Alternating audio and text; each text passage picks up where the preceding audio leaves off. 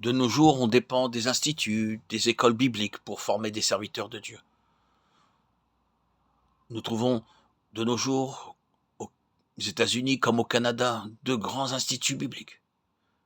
Mais des instituts bibliques ne pourront jamais par eux-mêmes faire un seul serviteur de Dieu. Ils peuvent former des prédicateurs, des docteurs en théologie qui enseignent, mais ils ne peuvent pas produire eux-mêmes de véritables serviteurs de Dieu, de ceux qui connaissent la puissance, la pensée et le plan de Dieu. C'est par la prière que le Seigneur forme ses serviteurs. Le Seigneur Jésus-Christ lui-même dut prier toute une nuit pour ses disciples avant qu'ils puissent devenir apôtres. Ceci nous enseigne que nous devons apprendre à prier avec persévérance, avec persistance dans la victoire, à prier avec un fardeau de cœur. Regardons comment l'apôtre Paul lui-même réclamait la prière. Il n'a jamais demandé d'autre aide que la prière. Je vous exhorte, frères, par notre Seigneur Jésus-Christ et par l'amour de l'Esprit, à combattre avec moi en adressant à Dieu des prières en ma faveur, afin que je sois délivré des incrédules de la Judée et que les dons que je porte à Jérusalem soient agréés des saints, en sorte que j'arrive chez vous avec joie, si c'est la volonté de Dieu, et que je jouisse au milieu de vous de quelque repos. Romains 15, 30, 32.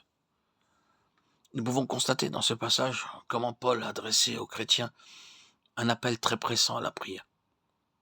Il était un homme de Dieu qui traversa toutes sortes d'épreuves, de difficultés et de souffrances avec joie. Mais voyez à quel point il réclame la prière des croyants. Je vous exhorte, frères, par notre Seigneur Jésus-Christ. On peut remplacer le mot exhorter par je vous en supplie. Ce mot, supplication, est un mot extrêmement fort. Il dit en fait, je vous en supplie, je vous en conjure, priez pour moi. Paul fait un appel pressant comme celui d'un homme en train de se noyer. C'est vraiment comme la supplication d'un homme sur le point de se noyer. Et il crie, « Oh, ayez pitié de moi, venez à mon secours. » C'est cela qu'il exprime. Il est un homme de Dieu, rempli du Saint-Esprit. Mais il dit, je vous implore, je vous supplie, je vous en conjure, priez pour moi. Mais de nos jours, les serviteurs de Dieu dépendent à peine de la prière des chrétiens pour exercer leur ministère. Un jour que Jésus prit à l'écart, ayant avec lui ses disciples, il leur fit cette question. Que dit-on que je suis? Luc 9, 18. Comparez ce verset avec Matthieu 16, 14 à 17.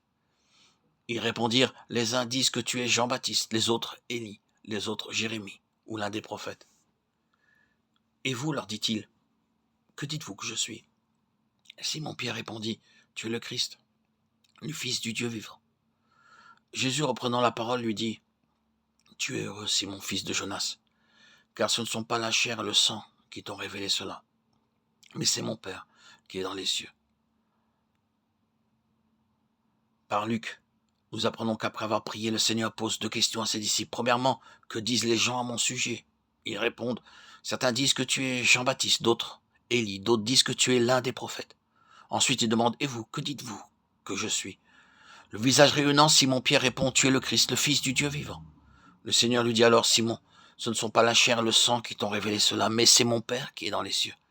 J'ai prié pour toi, afin que la lumière de Dieu pénètre en toi et te révèle, te fasse voir que je suis qui je suis vraiment.